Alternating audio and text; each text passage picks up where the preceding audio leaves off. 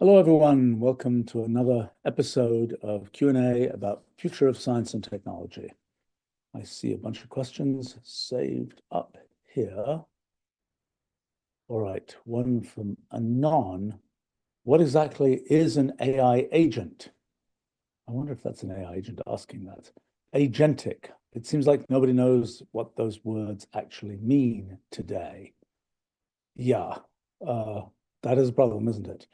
Let me tell you what I have kind of, my version of what I think they should mean or mean to most people. The issue is an LLM, large language model, its original concept was something very mundane. You've been given some text, follow on with how that text, say well, how that text should continue. You know, the cat sat on the blank, probably the next word is Matt. Turns out that particularly with reinforcement learning, it was possible to get something which has a prompt like, answer this question. What is what color are most cats or something? Question mark. And then it will go and give an answer. And reinforcement learning has sort of been able to be successfully used to get AIs to kind of go and take the next step, answer the question, do the thing that you would expect to do next, so to speak. That's first thing. Second thing is a big thing starting right at the very beginning of the current sort of LLM revolution, when ChatGPT came on the scene, was this idea of calling tools. And we were very early to that, talking about with the OpenAI guys about calling Wolfram Alpha and then calling Wolfram language. And that was first deployed in March of 2023, I think.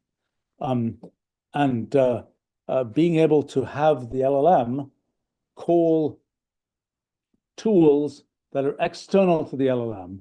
In the case of Wolfram Alpha and Wolfram Language, computation and knowledge tools, but also we built very quickly a way of having the LLM call back into your local computer to do operations on your local computer, to run Wolfram Language code that could do all kinds of things, including delete your files on your local computer. I remember the moment, it must have been, I don't know, sometime in spring of 2023, when we had this all set up. And I was like, now, wait a minute, what am I doing here? But when I press this button, we're going to put the LLM in charge of my computer. It's going to be able to agentically, you could say, go and do things on my computer. It's going to be able to tell these other programs to go do things on my computer. It's like, well, that maybe isn't such a good idea until I've really figured out how to make sandboxes. And then I don't know if the LLM is going to be able to figure out how to break my sandbox and escape and do things on my computer I don't want it to do.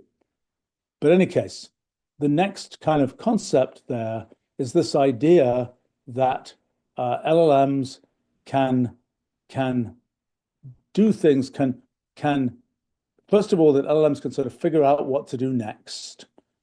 That's, I suppose, this kind of agentic behavior is kind of the ability to go beyond sort of the continue the text to being, and what should I do next type thing, to sort of be something where it's like we feel as humans that we have agency in the sense that we can kind of decide what we want to do and then make it happen. And it's sort of an imitation of that idea that we're talking about that for things like LLMs. But a big part of sort of grounding agents, LLM agents, is, and then they've actually got to do something in the world, not just ponder in their own minds, so to speak, or even generate streams of text. It's like, do something in the world, have agency in the world. And that means calling tools like Wolfram Language and Wolfram Alpha, and in general, being able to operate things in the world. I think probably this year we'll see a lot of progress in robotics in connection with AI and the sort of generalization of large language models to sort of physical behavior. And I think there it will be even clearer what sort of agency means, because it's like operate the actuator, move the arm, pick the thing up. It's very clearly very much like human agency and so on in that case.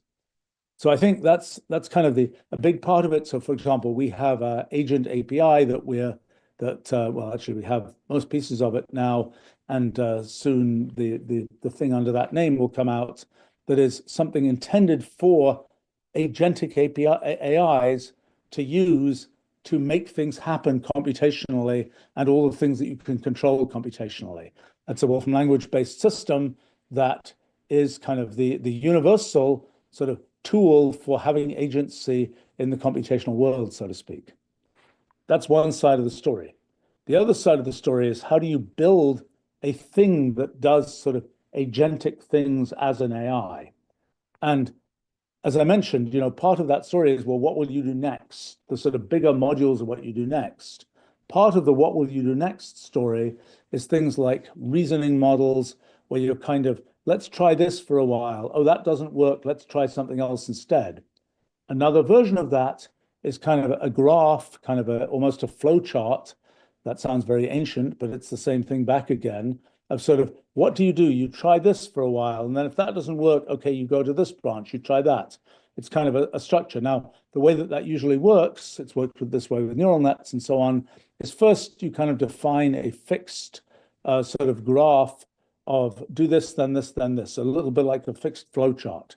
Later on, that becomes more dynamic. It's more like a piece of code where it's kind of making decisions and it's then running different pieces of code. And I would suspect the same thing is going to happen here. In other words, that the harness for LLMs, which at the beginning was just like produce the next token, produce the next token, read what's there from the prompt and what you have already written and just keep producing the next token, producing the next token. The only thing that was really in the harness there was which next token should you produce? Because the typical output in the LLM is here are the probabilities of a bunch of possible next tokens. And then the question sort of for the harness was sort of what the temperature should be, as in, are you at temperature 0 always picking the most probable next token? Are you at temperature 1 picking with the probabilities that are defined by the LLM? Are you at a different, higher, lower temperature, sort of picking with more randomness or less randomness relative to the probabilities defined by the LLM? That was sort of the earliest version of the kind of harness that you would put. I suppose another harness, two other pieces of the harness. One is the stop token. When do you stop going yak, yak, yak as an LLM? That's another thing that kind of comes from the harness, not from within the LLM. And another thing is tool calling. At what point do you say, okay, I take the characters, the tokens that were produced here, and this is just input to the tool. It's not what I'm going to show the user. Go send it to the tool responds, then you get back from that and you use that as a further prompt. None of this is visible directly to the user, to the human user outside, or the outside user of the LLM. It just happens inside the LLM and then it keeps going.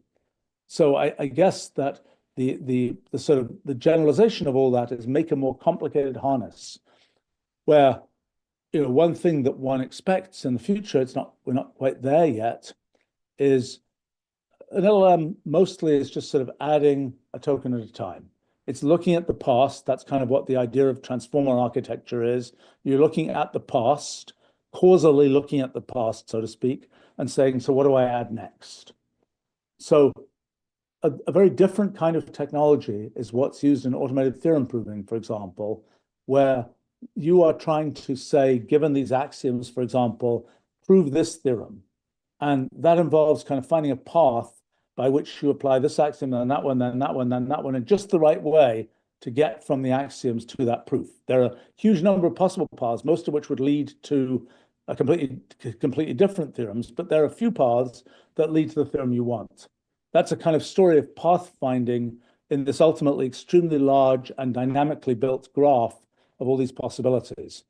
And one can imagine the same type of thing being done for an LLM, where you're saying, instead of just saying, well, take the most probable next token, it's like, well, tree out all these possible paths of what might happen if you took this token and this token and this token, and then sort of make a plan based on where you're going to go in the future, but to get a path that gets you to where you want to go in the future.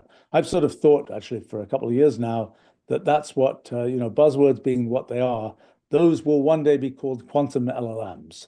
They're sort of doing the quantum thing of following many paths of history to decide, in this case, to decide what to do. We're not quite there yet on the technology. But anyway, back to the original question about sort of agents and LLMs and agentic behavior and so on. I think the story there is really this this sort of bigger level of planning of what are you going to do next. And maybe the planning, in a sense, is just there's a fixed flow chart. You're following this branch. Oh, that didn't work. Let's follow the other branch instead, and so on.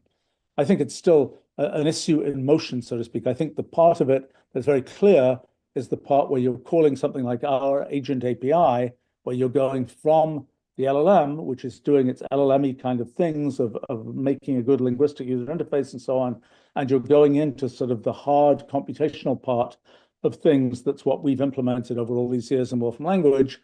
And from Wolfram language, it's sort of Wolfram language is a great kind of universal connector from sort of the symbolic specification of things to all these different external APIs and languages and systems and so on, whether you're interacting with a blockchain or a database or a piece of Rust code or a library or a this or a that. One of the things that's happened, and it's a result of the sort of symbolic representation of everything in Wolfram language, is that we're able to provide this really very good sort of coherent universal connector. Sometimes what we're connecting to is a bit of a jungle, but we provide this kind of symbolic representation of what is there, how we can represent sort of at least one side of the connection. We're connecting to processes on distributed computers or whatever. These are all specified symbolically. Some of the things that happen when you're launching processes on those external computers, that's a jungle out there.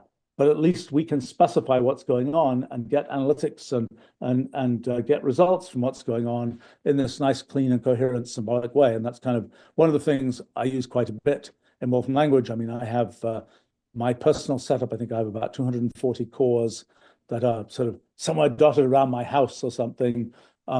And when I'm doing big computations, I will just run, parallel table, parallel map, whatever, and it just sort of immediately distributes the computation among the cores that I have. We also have remote batch submit and things for sending batch jobs to sort of external cloud providers and such like. Let's see. All right, let's go on to some other things here. Layla asks, can you tell us about the future of media and information consumption? Will we become a society of AI summaries as our main form of information gathering? That's an interesting question. I mean, I think that, it's funny, from the time before desktop publishing, I'm old enough that I remember a time before desktop publishing, before PowerPoint, before TED Talks, before these kinds of things, there was a certain difference in the way that information was presented and absorbed. The idea of kind of the bullet point list, I think, is an idea that is, I don't think that really existed so much when I was a kid, for example. I think it was much more narrative. And by the way, the style of presentation that that people make has also changed. I mean, in people used to have a much less direct way of explaining things, I think. I think, if you look at sort of the history of web explanations of things, one of the first kind of just say it directly kinds of explainer things was our Math World website, talking about kind of the, all things math, sort of explained kind of directly. I would say, by the way, that I also noticed, when I was writing the original documentation for Mathematica and now Wolfram language back in 1987 or so, I also kind of adopted this kind of tell it as it is style of explaining things that was visibly different from the styles that existed before, for example, in computer documentation, which had a habit of being quite formulaic and not kind of say it as you would say it to a person type thing. Math World had the same approach of kind of say it as you would say it to a person. Wikipedia kind of followed Math World. I know Jimmy Wales made use of ideas from Math World, and they took a bunch of content from Math World. I mean, Math World was kind of, as often happens with these things, Wikipedia kind of sucked the content from Math World. I have to say, it would be nice if Wikipedia sucked more content from all the things I write. We kind of made them a number of years ago. Some Wikipedians were like, you should make this content Wikipedia friendly. And set it up so that it has all the right to, letters after its name at the bottom of the page about, the different kinds of Creative Commons rights and so on that it has. So we did that. And I don't think people have sucked as much content from there onto Wikipedia as they probably should have done. It's a good thing for people to actually do. I think that, but in any case, this style that got adopted also by Wikipedia of kind of the tell it directly as it is kind of a style of presentation. Now, there's a yet different style of presentation that the LLMs are giving us. It's a bit bland. Sometimes I like it a lot, where it's kind of, we get these, we started doing this back in early 2023, kind of getting LLM summaries of papers about LLMs that come out in the world. And I find it easier to read the couple of sentence summaries of those things than to read the original abstracts, because they're very uniform. They're kind of bland and boring, but they're very uniform, very easy to consume. So I kind of, I recently have been doing more sort of summarization of things that I'm asking where I would be using web search. And I'm now using kind of more sort of LLM summarization. I have to say, I think I mentioned this, I don't know why it has come up a couple of times, but I always use this search engine, Kagi, which is this kind of search engine that's sort of optimized for the users rather than for the advertisers type thing. I happen to have been an advisor to that company for a while. But Kagi has this feature that I have to say I only learned from its CEO fairly recently, where when you put in a query, if you end it with a question mark, it will start its LLM running and start giving you a summarization. And just the fact that it's so easy to do it, that you're just doing it by putting a question mark at the end of the query, I've started to find that I do that a lot. And now, I've gone from probably 1 in 50 of my web searches was a thing where I'm asking for an LLM summary to more like 1 in 3 or 4 being that way. And there definitely, it sort of changes my view of what kinds of things I can ask. And it's sort of interesting to see what happens. And I was, sometimes it's like, yeah, it got the right idea. And sometimes it's like, no, it careened off into crazy land. Of course, there's, I think, the same thing about web search sometimes, that, well, I was looking for this thing, but, I didn't realize that there was also some other thing that had a similar name, and the web search kind of careened off into crazy land as far as I was concerned. I do think that this question of when do you do better with the kind of bland LLM summary? When is it important to have that kind of summarization of really vast amounts of material out there in the world versus, when are you better off looking at the originals? I have to say, I do lots of work in sort of history of science and technology. And one of the principles about doing that is always read the original documents. You'd think, there've been these great historians and they summarized what happened and this and that and the other. And, I'll read some of their stuff. And then I'll say, look, I just make it a rule for myself. I got to go read the original documents. And it is the amount of additional sort of flavor, color of what's going on that you get from those original documents, plus insights that were kind of diluted by other people trying to understand what was said and not really quite getting it right. And they're looking at things through a certain lens. I've always found it really, really valuable to go back and read the original documents. And maybe that's the way one will feel about, do I read the LLM summary or do I read the original document? Do I read what so-and-so actually wrote?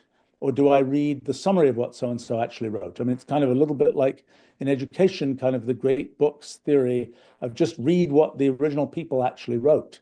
I'm quite a believer in that. Maybe I'm prejudiced from the fact that I write a lot, and I think some of what I write is pretty interesting. And I hope people actually read it, because there's a lot more. I know when I go back and read things that I wrote, there's a lot more detail in there and a lot of things that I had figured out that weren't what I remembered having figured out. I only remembered kind of the big picture. And I know when people summarize, like I haven't read the summaries that people have written of my stuff on Wikipedia. I think I'd be pretty horrified to do so. But I'm kind of guessing that the summaries are pretty distant from all of the kind of things that are really there in what what even I've figured out in things I've written. So it's kind of a thing where that's a it's like, are you at an LLM distance from the original documents, or are you reading original documents? I think there will be sort of additional value in reading the original human written documents, but there are other purposes for which getting that bland LLM summary is going to be really worthwhile. I don't know whether the summaries will stay bland. It may be that there'll be a good sort of, I don't know, it's like I'm waiting for the LLM that can write just like me. It will come. I've put enough stuff out in the world. I think from all this yakking that I do in live streams and things like that, there's maybe 50 million words of stuff from me out there. And that's probably enough to make a me bot that will sound pretty much like me. I don't know to what extent whatever edge I might think I have of, the crisp new idea presented in an interesting way. I don't know at what point the sort of the LLM imitation will come close enough, or maybe even exceed what I'm able to do there, that it will be sort of, you might as well read it, so to speak. I think that there's sort of a question of the economic ecosystem of kind of material and what one consumes, because back in the day, it's like things got written and people who wanted to read them paid for them with magazine subscriptions or books that they bought and so on. And then kind of this alternate economy started up, which I suppose had happened with radio and television and so on, because in the US at least, you couldn't collect from people before cable television. It's like you're broadcasting radio out into the ether. Anybody can pick it up. When I was growing up in England, there was the BBC, which was a government-sponsored, still is a government-sponsored thing. And there was this very strange concept of you had to have a television license to receive these television programs. And it's a very strange kind of thing. I was a kid, there were these television detector vans that drove around the place trying to detect, well, it must have been the super heterodyne signals of the amplifiers for televisions that were unlicensed televisions. And people would come in and say, you've got to shut down that television, and we're going to fine you because you didn't pay your license fee, which was paying for the BBC to produce the programming that people were watching on their televisions. So it was a little bit of a different way of doing things, but it was again a model where the consumers of the content were paying for the production of the content.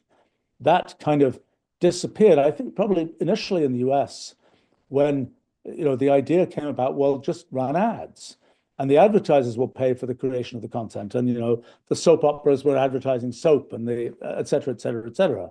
And that has been kind of an alternate model of how to pay for the production of media. And then when the web came along, the web had this sort of anomaly that the original concept of the web and things like Project Xanadu, which was a predecessor, kind of the hypertext invention that turned into the HTTP, the T that Tim Berners-Lee put in the names of websites, that I think came from Project Xanadu and Ted Nelson and all these guys who were thinking about sort of how to make this ecosystem of information, of connected information.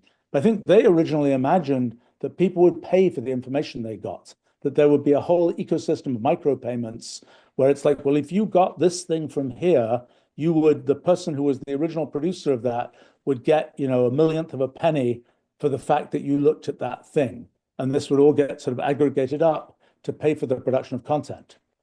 For whatever reason, and it was partly because of the origination of the web and the fact that it was all sort of based on the internet, which was based on the ARPANET, which was this sort of free-ish government thing in the US, and just the way that whole thing developed, micropayments never happened on the web as in that way. And so sort of there had to be another model for how would you pay for content on the web.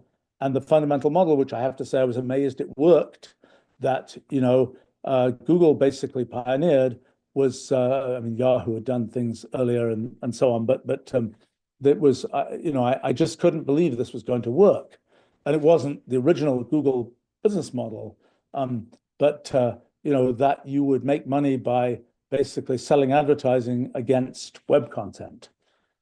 And, that has led to many things that have been both, well, some good and many probably not so great about, it sort of allowed the web to be more widely and the content on it to be more widely disseminated.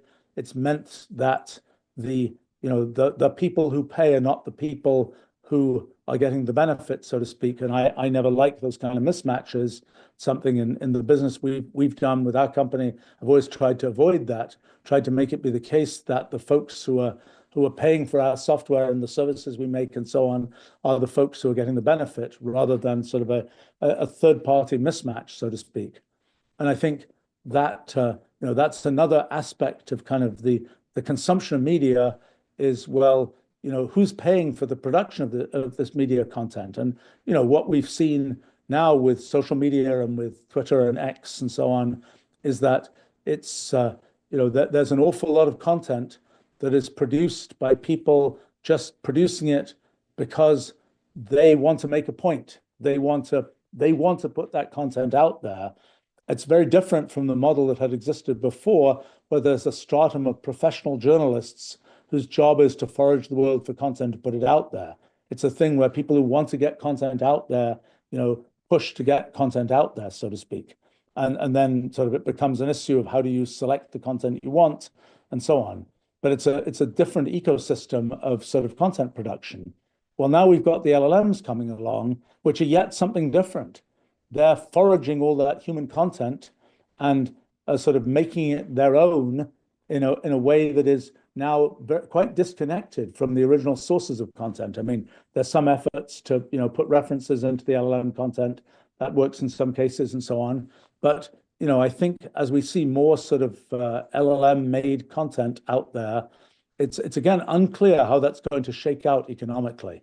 I mean, it's right now there's a big market for training data. It's something, we are a source of quite a bit of training data that's used out there in the world, of things that are in a sense, very clean training data because we are computing things. So we're generating training data. It's not that, it takes a bunch of human effort to generate the right thing, but it is not something where we're saying, well, it's so-and-so's writing that was done whenever, and now we're foraging that. It's very, very clean training data. And it's also training data that has the interesting feature that's kind of training for reasoning, in effect. Just like, I think the LLMs from the beginning read all this text and discovered logic from the text by virtue of the fact that there were sort of sentences that were constructed in this way, which are, in a sense, the logical sentences. And now, there's a lot that we have that is computation and mathematics and chemistry and all those kinds of things that is somehow kind of put together in a sort of reasoning way. So that's been another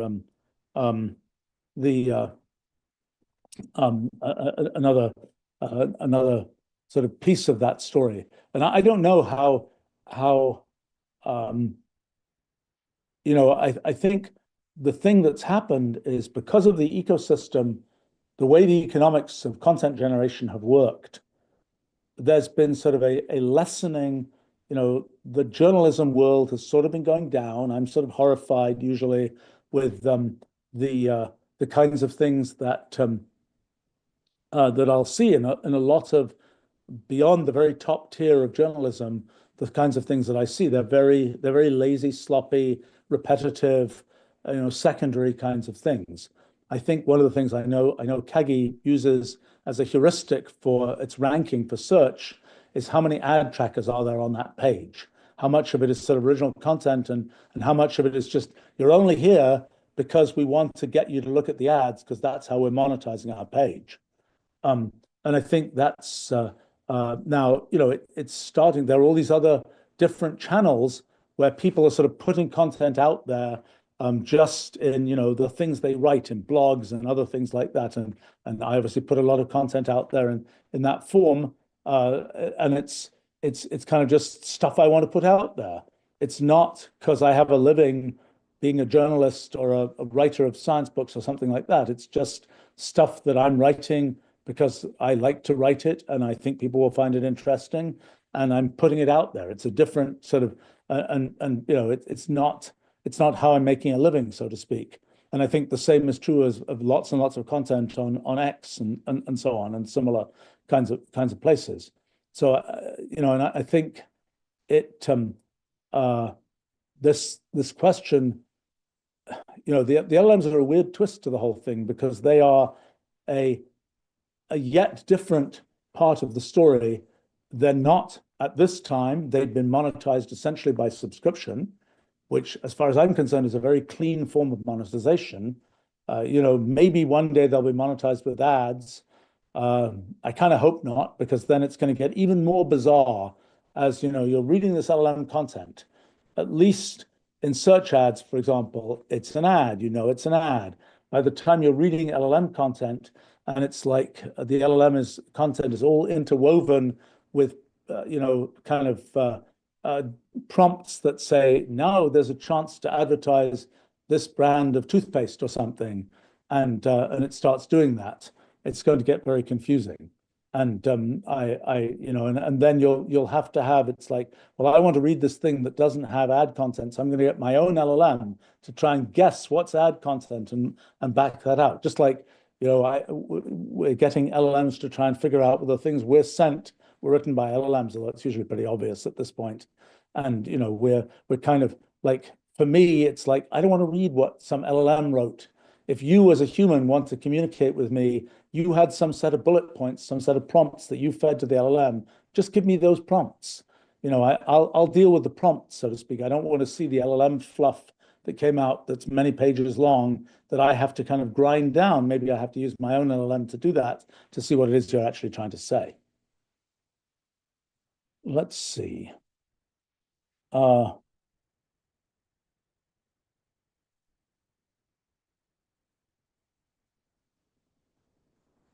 bunch of questions about LLMs. So let me address those and then go on to some other things. Yeah, Des comments, before AI summaries, there were encyclopedias and textbooks and CliffsNotes and so on, which were useful and convenient. They never became de facto. So, you know, that's right. I mean, starting in the 1700s, the idea of encyclopedias with people like d'Alembert in France, and then later Encyclopedia Britannica in Scotland, were kind of like, collect this information, collect, you know, the things you need to know in the world in a digested way. I mean, then it was Reader's Digest, then it was CliffsNotes, then it was all these kinds of things that sort of are digests of information. I agree. I think that maybe that's the way to think about the current role of LLMs, is as digesters of information. I mean, they go beyond that because you can kind of talk to the book type thing. And I think that's a thing that is probably going to be increasingly useful. I mean, we're currently doing a big experiment of building an AI tutor specifically for Algebra 1 course. It's an attempt to make something which people have never been able to make work before, which is to have a truly autonomous, truly scalable educational tutoring system. People, you know, there's 70 years of history of trying to use computers to be teaching machines. It didn't really work that well. It's worked great for things like Wolfram Alpha, where you're using it as a generator of content that is alongside what you're learning, but it's not something where the dynamics of actually teaching are delegated to the machine. What we're trying to do with our AI tutor is get it's surprisingly complicated system that tries to delegate the dynamics of teaching to the machine, at least for a topic like algebra, which is in some level a kind of very cut and dried topic. We'll see how it works. It's looking pretty promising right now, but that's a case where you can, in a sense, expect now that particular one was done with lots of effort, specifically building an algebra course that fitted into the kind of the way that one could control it with an LLM and so on. You know, I think we also have another project that is really taking much more off the shelf sort of book-like content and saying, make something where you can kind of talk to the book. And, you know, I think that's kind of a new direction for, quote, summarization is, well, it can be a summary just for you, a personalized summary. I mean, I suppose that is probably the direction that one can expect to go in, that your LLM gets to know you pretty well, or your AI gets to know you pretty well, and it knows the thing you don't understand, and the one thing that should be said to explain this to you is this particular thing, and it will be very different for somebody else. I mean, I think it's an interesting dynamic as our AIs get to know us better and better. Our feelings about our AIs will probably change. There'll probably come a time when there are AIs that know me better than any human knows me. And maybe it's already the case, although in a very banal sense of an AI. I mean, I have a pretty well organized meta searcher of all of the sort of interactions and things I've done over the course of the last 30 something years. And that, in a sense, that system, which is not really an AI system, becoming more AI-ish over time, but sort of knows me very well. There will probably come a time when an AI that I can routinely interact with as I interact with people knows me better than any person knows me, in the sense that they know my whole sort of history of every interaction I've had with everybody, and they've sort of seen more of the details of what I do and say and so on than anybody else has. And I think my feelings about that AI will be interesting. I mean, I think I will be very protective probably of that AI. It's a very sort of close companion AI, so to speak, and that will be an interesting dynamic to see. Let's see. The question from when will we get the first AI robot news reporter? I see these being useful in cases of dangerous live broadcasting like hurricanes to keep people up to date. That's a fun one. I mean, I think there is a lot of AI reporting. I mean, that's happened for a decade or more, whether it's the sports scores or the financial news. There are people who will read, and the Dow is up X number of points or down X number of points or whatever, and the this and the that and the other. But, starting probably 15 years ago or more, there started to be systems that could synthesize good natural language text from the kind of the raw numbers of what was going on in the stock market or wherever else. And I'm pretty sure, I mean, I have to admit, I'm not a consumer of these things, but I'm pretty sure that there are a lot of those things up and running right now. Now, I think another question about the news is perhaps, there's news that is directly absorbable by people from the raw data. Like if you're watching, I don't know, something about the stock market or something, the raw numbers tell their story, or you're doing something. But now there are cases where there's lots of stuff happening in the world, but most of what's happening you just don't want to know about. It's completely boring. It's like every security camera that has, footage of this and that happening. But occasionally there'll be a zebra that escaped from the zoo and is prancing through the security camera field of view, and that's the thing you might want to know about. But most of the time it's just looking at an empty street or whatever. So, I can imagine a time when all this data that's being collected in the world is being more effectively aggregated by AIs to tell us, the humans, things that we might care about that are going on in the world. I think that hasn't yet happened. I mean, I've been involved in a number of projects actually over the years that have sort of gone towards that kind of direction. Not only in that case saying what is happening in the world, but based on what is happening in the world, what's going to happen next? What kinds of, what inevitable consequences are there based on the model that we have of the world, whether it's models of meteorology or models of crops or models of supply chains, given that this happened, what will inevitably happen next in the world? And that's something that's relevant. I mean, purely in terms of, things like financial speculation, that's relevant. But there are lots of other reasons why that's a relevant thing to be able to do. But it's an interesting point that I haven't really seen this yet, is the systematic aggregation of what is otherwise a boring kind of, a most of the time the camera is going to see nothing type information. Now, obviously, X has lots of streams of stuff that are coming along, but those are already quite human curated. Even the curation of those streams is not something that's really happened yet that much. I mean, I'm kind of waiting for the first sort of X-based newspaper. I think actual newspapers these days take a lot of their content from X, And typically it happens first there and only later in the newspapers. But I think that's an interesting question, is sort of an interesting, almost philosophical question. There's all this stuff going on in the world. What's news? It's the New York Times. What all the news that's fit to print or something. I don't know whether that's a tagline they even still use, or certainly whether it applies really in any serious way to that newspaper. I'm not sure. But I mean, there's this question of all the things that are going on in the world that are picked up by all our sensor arrays and all this kind of thing.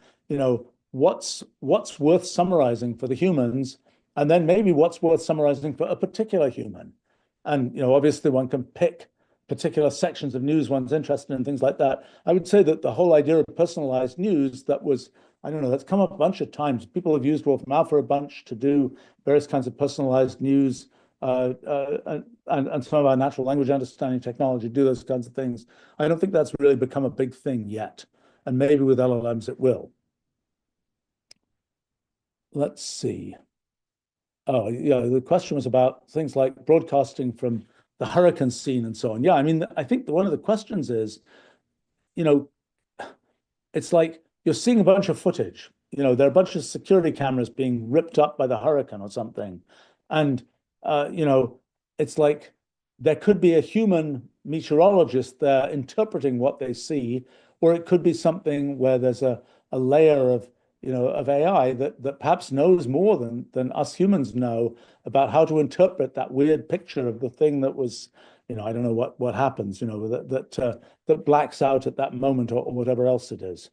But I think, yeah, I mean, there are a number of these things where I feel like there's still some place to go in terms of what people get used to, and so on. I mean, another one of these that I'm surprised hasn't caught on more is virtual touristing. I mean, maybe when there are better humanoid robots and things, that'll be more of a thing. It's like, I'm not going to go to Antarctica, but I'm going to send my robot to Antarctica, and it's going to play with the penguins, and I'm going to have, it'll be really cool to watch me controlling my robot playing with the penguins type thing, or whatever it is. I don't know if penguins are very friendly or not. It's always sometimes suspicious when animals look really cute, and then when you get up close, they're pretty aggressive. I don't know in the case of penguins, but in any case, I mean, I can imagine that being a thing that develops there. Let's see. It's a question here from LC. How far are we from LLMs generating the kind of things that I write with sort of similar elucidations based on a short prompt? I don't know. It feels like we're still pretty far away. It feels like, I mean, I think I'm going to know more. I'm doing a project, just starting a project right now, kind of using LLMs as a way to kind of understand very broad literature about physics, for understanding experimental implications of our physics project. I don't know. I'm going to know more after I really do this. I mean, I've been a big believer forever in using the best tools one can for doing what one wants to do. And it's clear now that sort of this summarization of broad swaths of human output is something which the LLMs are good at. And, I want to see how far I can get with that, and to what extent it can kind of, to what extent it can organize and write kinds of things.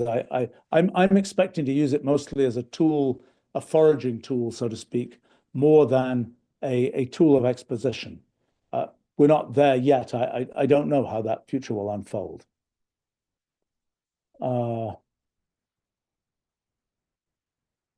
Let's see. Wilo is commenting, when you say that teaching is delegated to the machine, are you saying that the machine is telling the student what to think instead of just answering questions? That's a good, interesting spin. I mean, when it comes to Wolfram Alpha, for example, we're just answering questions. The kind of which questions to ask, that's all on the student. The which way should we go, it's all on the human. I mean, I think the long-term story of AI is kind of the which way should we go is up to humans to define. The let's get there as automatically as possible, that's for the AIs to do. I was just realizing that when people ask, what's going to happen when AIs are doing all this stuff and helping us do all these things, how do you feel about that as a human? And I was realizing at some level, I've kind of lived the AI dream for decades because I've been building technology that automates the things that I mechanically want to do that involve, figuring out things in science and technology and so on. And, with Wolfram language, I've been kind of building the AI dream for myself and for lots of other people because it's all about going from, I imagine doing this thing to as automatically as possible, the thing gets done. And that's kind of the whole idea of Wolfram language is I imagine the thing, I type it with my fingers, or even you can say it to some extent now, and then and then it's dealing with the mechanics of how to get that question answered, so to speak. I'm still defining the question. It's getting that question answered as efficiently as possible. And that is kind of the AI dream, I think, is we're in charge, we're calling the shots, and the AIs are efficiently executing on what we want to have done. Now, there's the scenario where the AIs are deciding what to do for themselves, I think is one of these sort of philosophically doomed scenarios, because it's something where you say, well, the AIs are going to go off and do what they want to do. Sure, computers do that all the time. It's like, you've set them off in this general direction. The way they actually do it is this. I've spent a lot of time kind of defining simple rules for sort of computational rules and just seeing what those rules do. Then it's off on its own. It's not under human control. It's not, oh, I want to get it to do this. I want to have this goal for it. It's just doing what it's doing. And I think the thing to understand is that the big example of that happening that we're all very familiar with is the natural world, where things are happening. You can think of them even as computational things. Things are happening all the time, but they're not things under our control. They're not things where we know the goal, the purpose of what's happening. They're just things that are happening. And I think that's what sort of AIs left to their own devices. That's almost by definition what they end up doing is like what the natural world does. They just do what they do based on the computational rules that they have. So, but the things that I suppose my kind of use of sort of AI and AI-like technology, it's kind of living this AI dream of I imagine what I want to do, the AI gets it done. And I think that's sort of the well-defined version of how that works out. Let's see. So the question was about telling students what to think as well as how to answer questions. So I mean, I agree that there's an issue of, what is teaching? What's that supposed to be about? It's supposed to be about sort of inducing certain patterns of thinking and certain remembered facts in the student.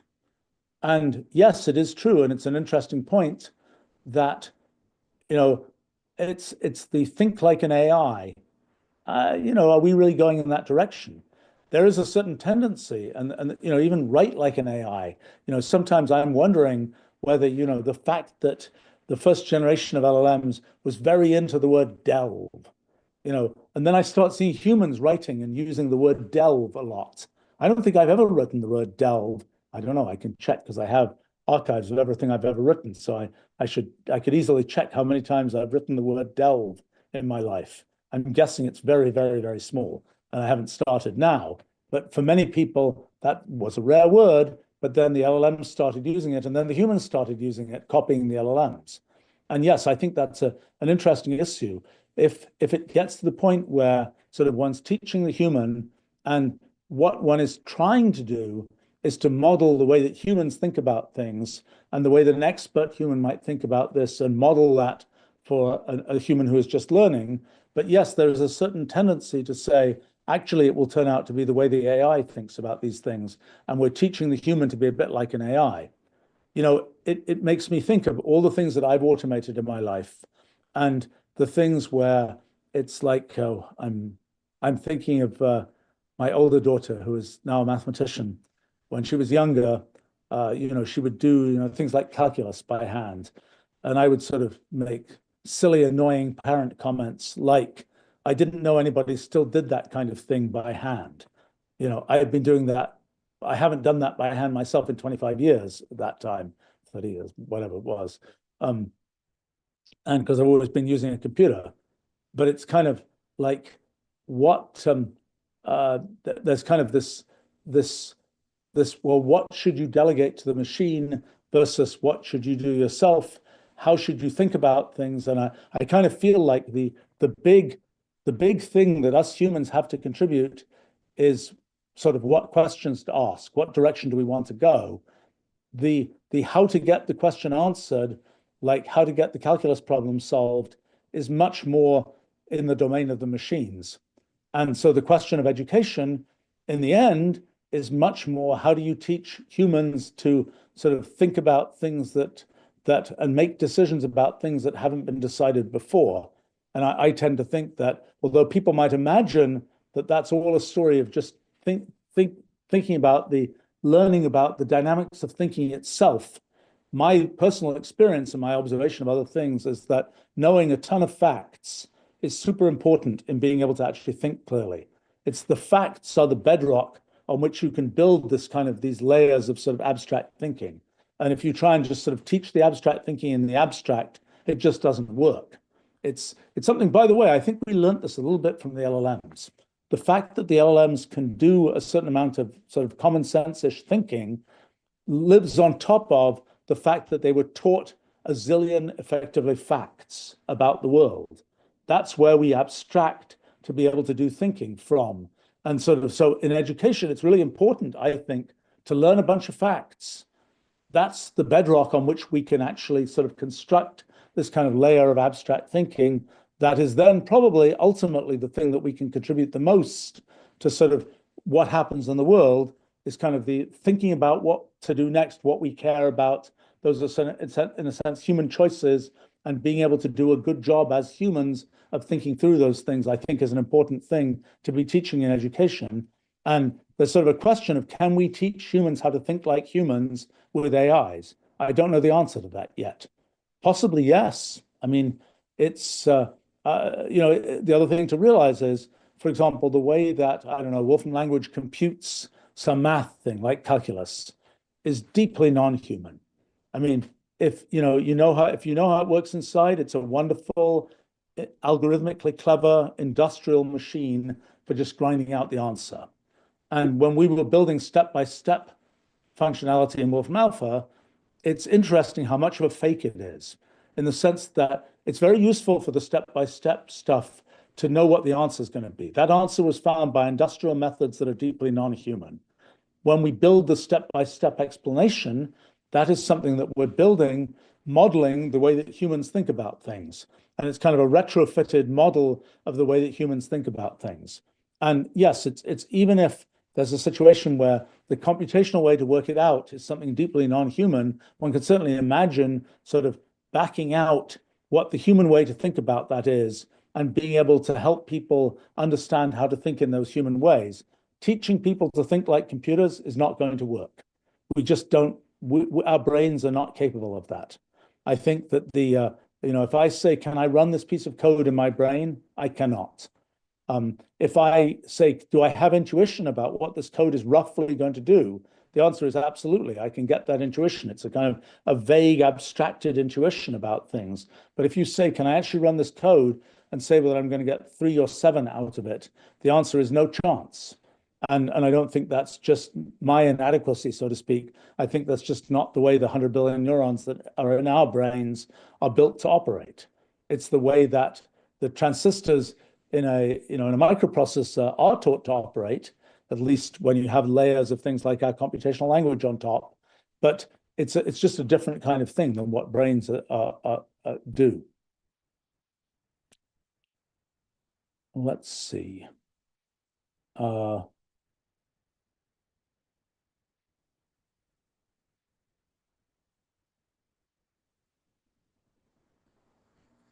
Let's see, maybe this is a different question, similar to the previous one here.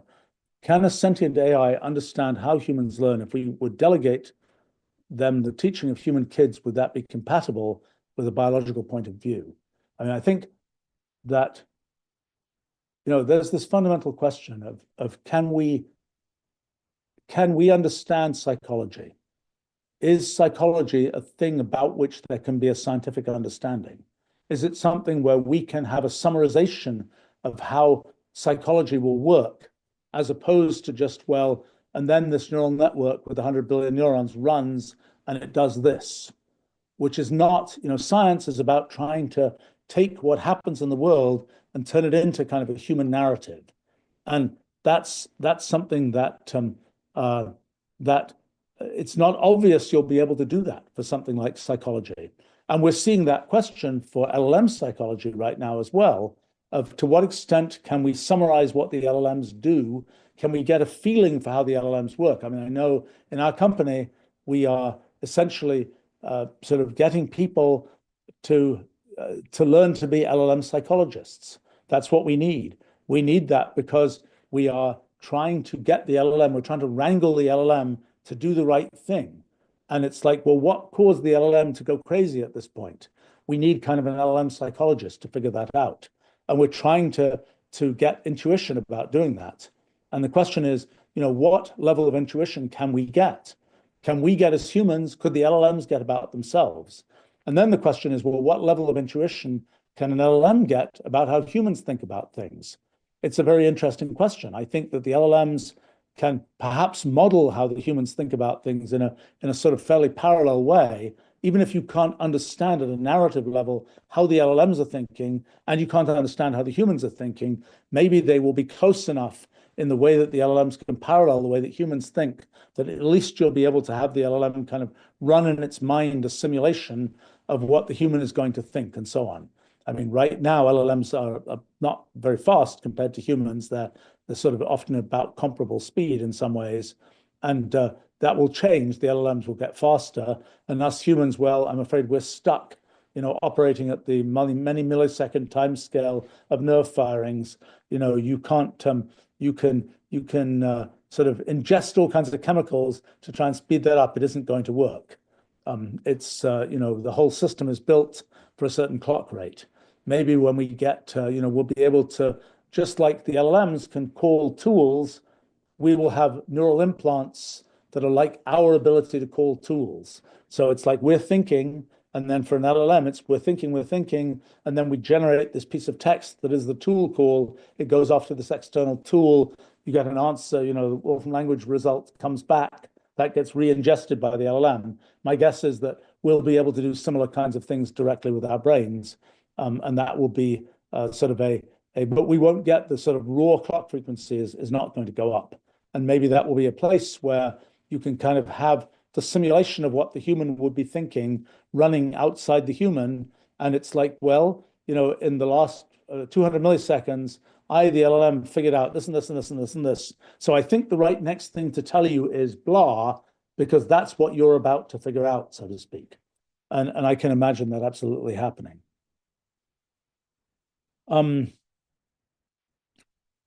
Let's see.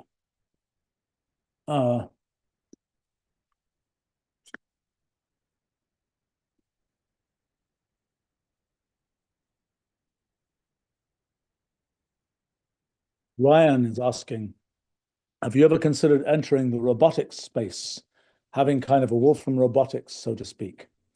Yes, I have been interested in robotics for a long, long time. My views about how that will come to fruition have changed actually a bit quite recently. I mean, what I had always assumed was that robotics would kind of come of age when there was general purpose robotics, as computing came of age when there were general purpose computers. There was a time before the 1940s and so on where, and even a little bit beyond that, where you had a computer that did one particular thing, another one that did another particular thing. And then the idea of universal computing that came in initially theoretically and then in practice came to pass, where it's like you just have a fixed computer and you program it to do all the different things you want it to do. Well, I had been interested for a long time in kind of modular robotics, where you had little components. You'd have this thing made of sugar cube-like objects, or maybe smaller than that, and it would have all this kind of this flowing of the sugar cubes to be just the right shape. And it's kind of like it would walk along a little bit like an amoeba might walk along, generating pseudopods and so on. And you'd see these sort of sugar cubes moving around, and it's kind of like a liquid object that is sort of sliming around the world, so to speak. I mean, it wouldn't actually be liquid, it would be solid. And probably 15 years ago, I was more than that, actually. I was interested in kind of how you would build things like this, tried to figure out some of the geometry of it, of how things slide against each other, how you maintain enough contact to keep power to each of these sort of little cubes and so on. Actually, they're not cubes. We had a bunch of geometries that were very much not cubes. They're kind of Rubik's Cube like assembly things that could slide against each other and so on. And then how would you kind of plan for how does it move from this configuration to that configuration and so on. So I had assumed for a long time that that's kind of how robotics would go down, that eventually, rather than, my experience, for example, at robotics trade shows had been this weird thing that there's an aisle of hands, there's another aisle of feet and legs and so on. Every aisle of the trade show is a different part of the body type thing, or a different kind of thing. Whereas it's that you kind of needed this different special purpose hardware for all these different kinds of things. And I imagine that sort of the future there was this kind of notion of a modular robot where it was really just many copies of the same thing. And some of the work that I did and cellular automata and things like that, both I and other people kind of picked up on some of that, trying to understand how you would build this kind of modular robotics technology.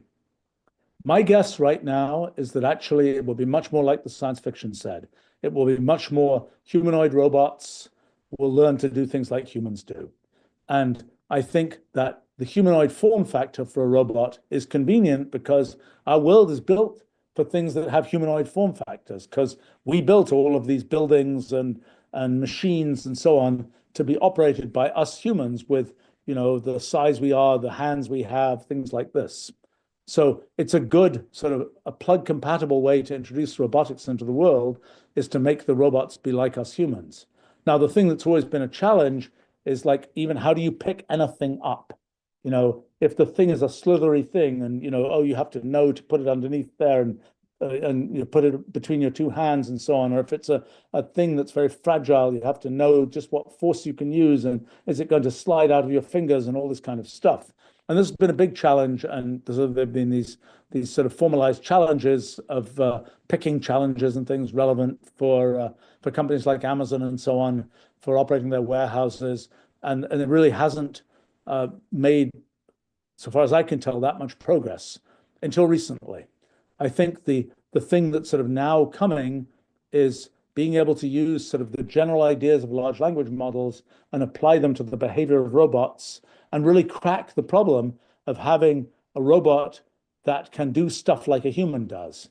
Now, it's kind of a funny thing because for text, there's, trillions of words of training data that's out there from all the things humans have written.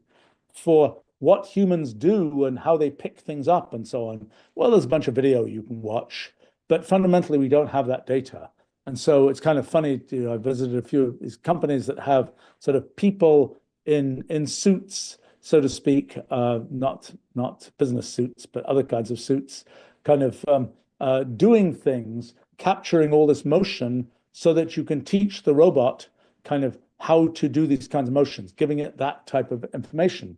I think there's a certain amount of autonomous stuff that is based on kind of reinforcement learning of let the robot try and feel its way through the world, so to speak, quite literally, to learn how to do things. But my guess is that's going to come, and it might come even quite suddenly, that humanoid type robots become able to do a lot of tasks. And I think there'll be my guess is there'll be another, it'll probably come suddenly, maybe not, I'm not sure. And it'll be another kind of ChatGPT-like moment where people say, oh my gosh, all these things that only humans could do before, suddenly the machines can do them too.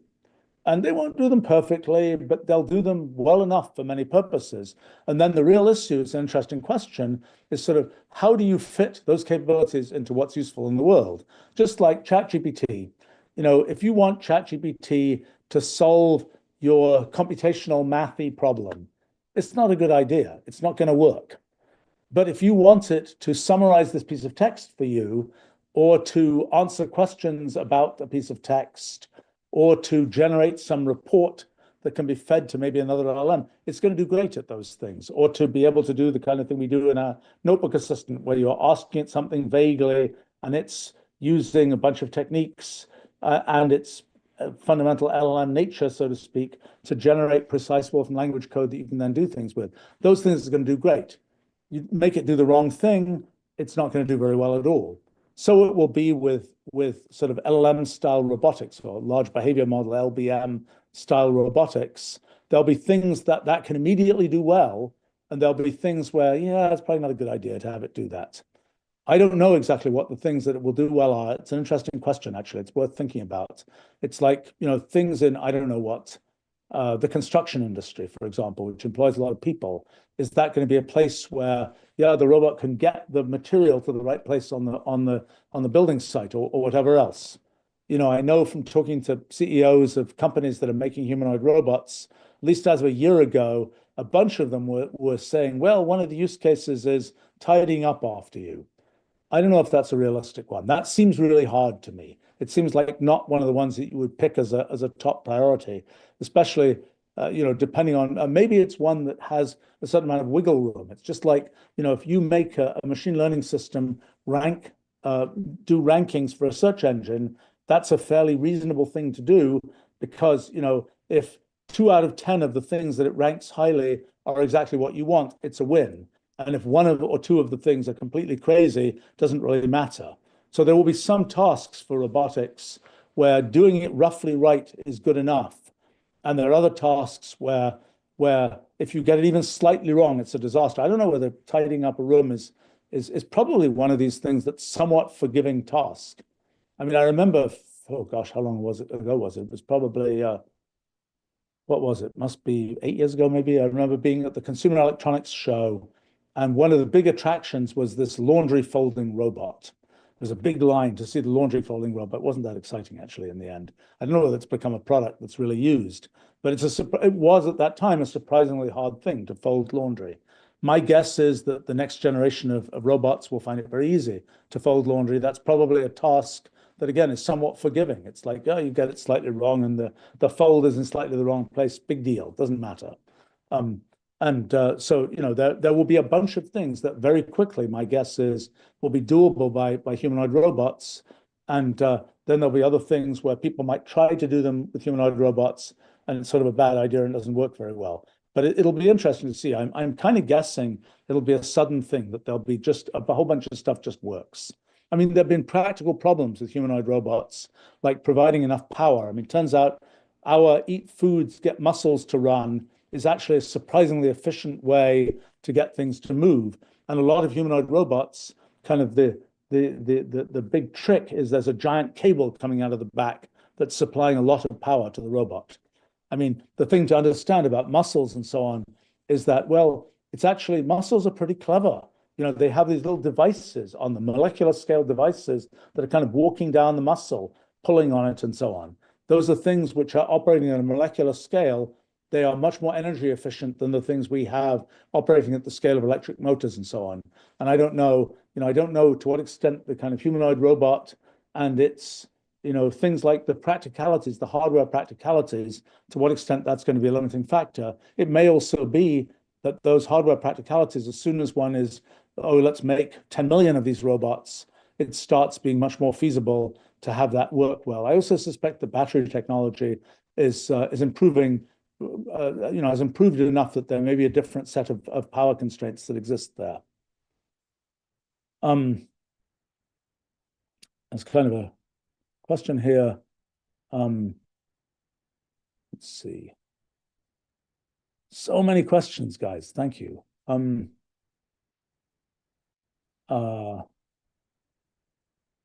Okay. Wilo asks, if people delegate all calculations to machines, might it not happen that the machine actually learns to ask better questions than the humans can, since the machines have the experience built from the calculation that the humans don't? Well, the question is, what do you want to ask the question about? I mean, I could ask all kinds of questions about why, the tree that I see out of my window has this particular pattern of branches and not another. Why the cloud in the sky has this particular pattern of fluffiness and not another. right now, we humans don't care about those questions. There are infinite number of questions we can ask, most of which we don't care about. So the question of which do we care about is as much a sort of societal question and a human question as anything. It's not something where there's sort of an abstract answer. Now, I think there will come a time, and it's sort of already happened to some extent, where AIs can suggest, hey, this is something you as a human might care about, kind of the idea generator thing. And yes, I think that's happened. I think it's it's an interesting question when the ideas that people come up with are assisted by AIs, and that those ideas are kind of coming out of the exhaust from the humans, so to speak. What happens to this whole system? Is it the case that the ideas just revert to, well, okay, it's a standard idea. It's just like I see in things like, I don't know, math enrichment activities that people propose. I guess I haven't looked at these recently, but a while ago I did. And it's kind of amusing. I mean, sometimes they're things based on my work, which is always nice to see. But there's a certain similarity to, okay, we're going to do math enrichment. Okay, then there are 5 ideas we might have that all seem like sort of spunky, original, creative ideas, but they're always the same 5 ideas type thing. And I could imagine that happening when sort of all ideas are LLM sourced. Let's see.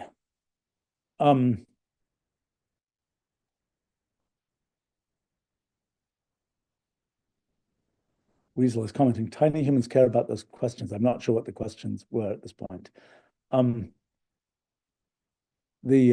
is asking, what will AI not be able to do?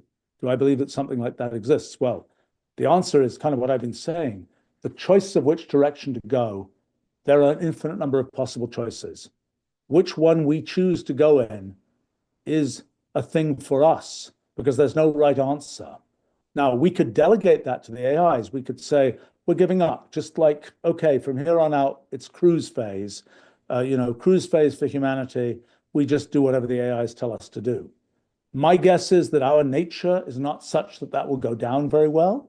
Our nature, forged by 3 billion years of biological evolution, has to do with, well, we're going to seek out the new and so on.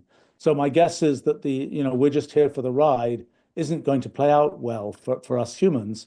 And we won't allow that to be what happens. But I suppose in principle, that could happen. I mean, I think it's a thing that I always find kind of amusing in the sense I never really dug into this. So I don't really know the facts as clearly as I should.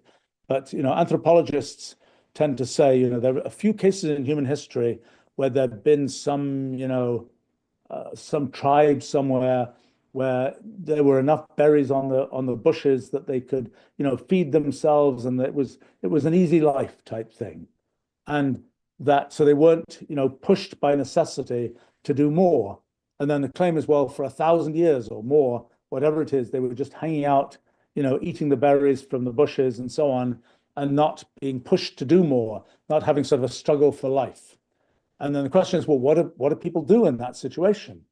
And what I've heard said is, well, they then they do ritualistic things, which is, of course, a very strange thing to say, because in a sense, viewed from the outside, many things we do could be thought of as ritualistic. Like, we don't understand from the outside why anybody would do that.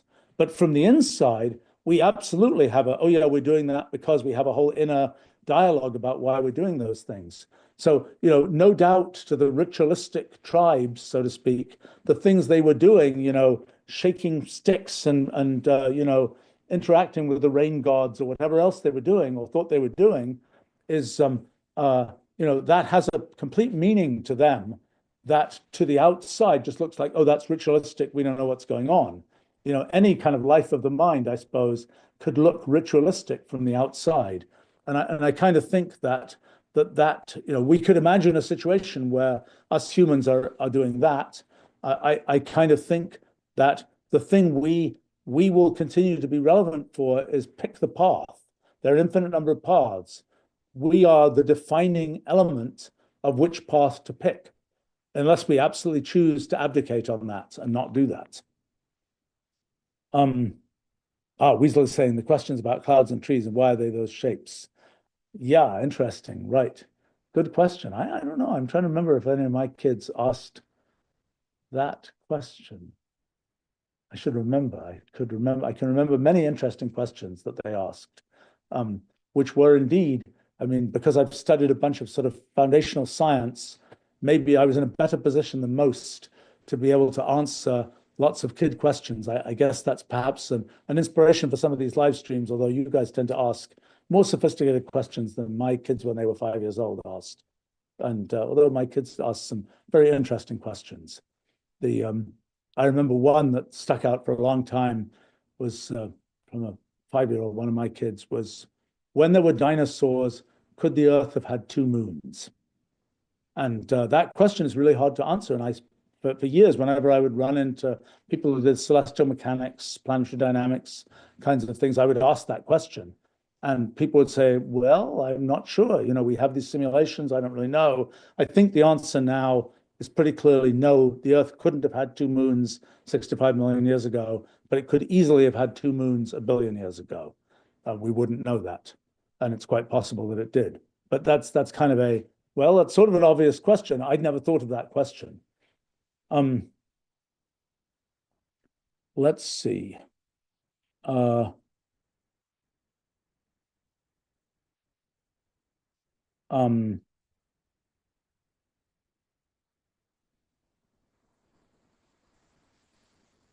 Sancho is commenting,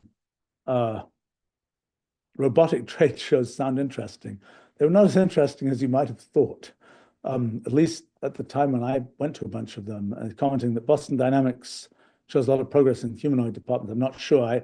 I live in the Boston area, and there's a building on Route 128 in Boston that is now the Boston Dynamics building. It's been other companies in the past, and when I drive by there, I'll sometimes kind of try and look in the windows to see whether there are any cool robots there. They don't seem to be most of the time. I'll probably run into their at least founder at some event that I'm going to soon. So maybe I'll hear more about, probably see more actually, also as an event that I'm going to next week that will have probably a bunch of the latest and greatest robotic thingies at it. Always interesting. It's always the question, you know, I was at a robot company, when was it? Sometime last year. And it's like there's a humanoid robot and you can shake its hand. And I'm not quite trusting enough that I'm prepared to let the robot put its hand around my hand. I'm more in the let me grab your hand robot from the outside. We'll see how that evolves. Let's see. Mighty is commenting, anything to say about the future of pi? Happy Pi Day. Happy Pi Day to everybody. This is, in American dates, it's 314, the first digits of pi. What's the future of pi? Interesting question. I mean, we got 1 trillion digits computed so far. Will we get more? Will anybody ever find a pattern in the digits of pi? A statistical pattern? None has been found. Nobody's ever proved that there isn't a statistical pattern. I would say the big stretch goal for pi is to show pretty much anything about the digits of pi. Right now, we have no idea. All we know is that the digits of pi don't repeat. Pi is not a rational number, so the digits of pi don't repeat. But beyond that, knowing whether in base 10, for example, they're the same number of 1s and 2s and 3s and 4s and so on, nobody has any idea. People have been trying to figure that out for the last 150 years, and really nothing is known about that. That's kind of one of these things where one might say mathematics is not really ready for that question yet. You know, as we build out mathematics, we kind of build out these different paradigms, these different sort of, in the space of all possible theorems, we're gradually building out more and more that we've kind of colonized. We've reached maybe 3 or 4 million theorems out of the infinite number of possible theorems of mathematics.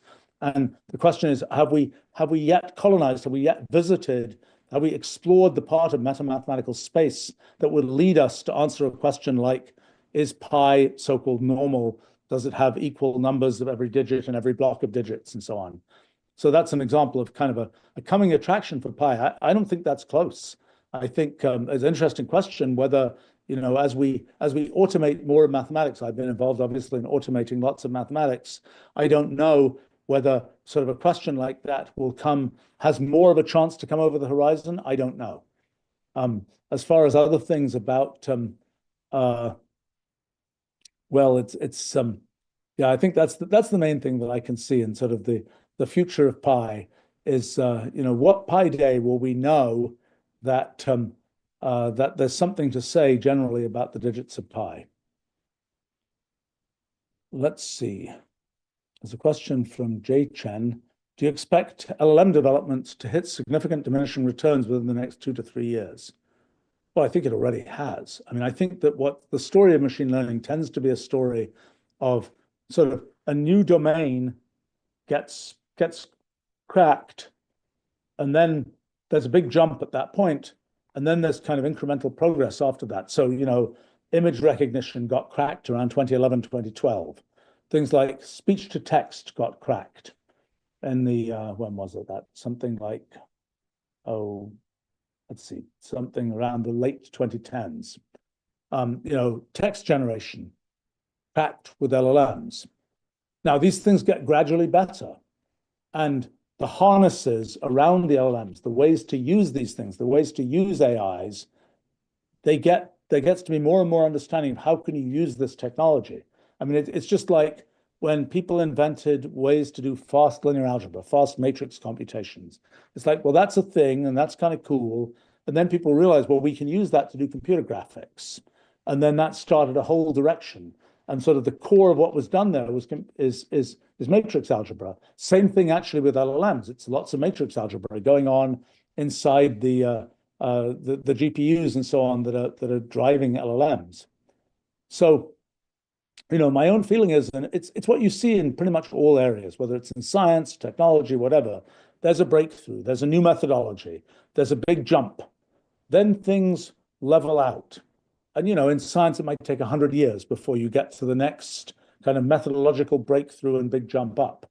I mean, I like to think in physics, for example, that our physics project is finally basically 100 years after the last sort of big methodological advances in physics. We finally got another set of big methodological advances that are opening up a bunch of new possibilities.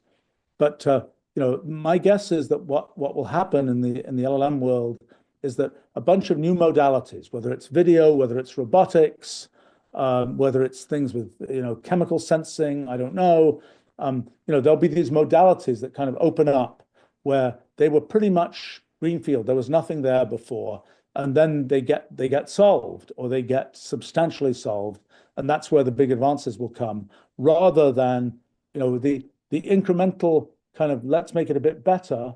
If we look at something like image recognition, what we have today is better than what we had in 2012, but not that much.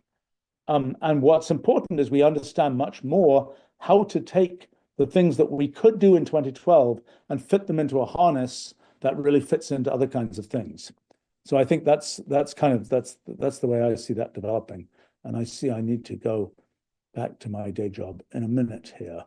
Let's see if there's maybe one more quick question that I can address here.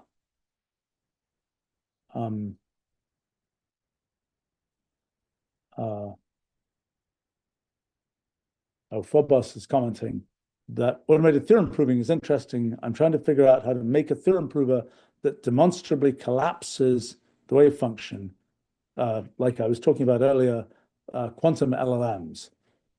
Yeah, I mean, this question of how you knit together sort of these kind of computational methods like automated theorem proving with what's being done with LLMs, very interesting question. I think I made a bit of progress on that last year.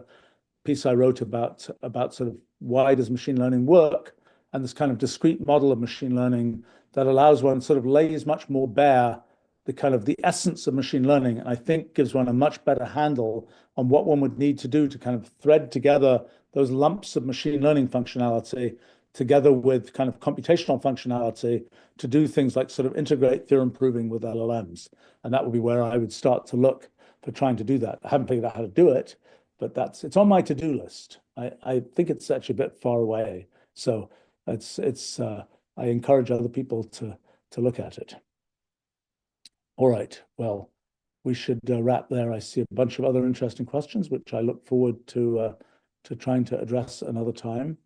But it's always fun talking with you guys, and the questions you ask are interesting and get me thinking about things I'm not otherwise thinking about. And I think I've been, thank you for contributing to sort of the future of science and technology. I'll try to be the executor of some of these things that come up as ideas here, and perhaps some of you can be as well. Anyway, thanks for joining me, and until the next time, bye for now.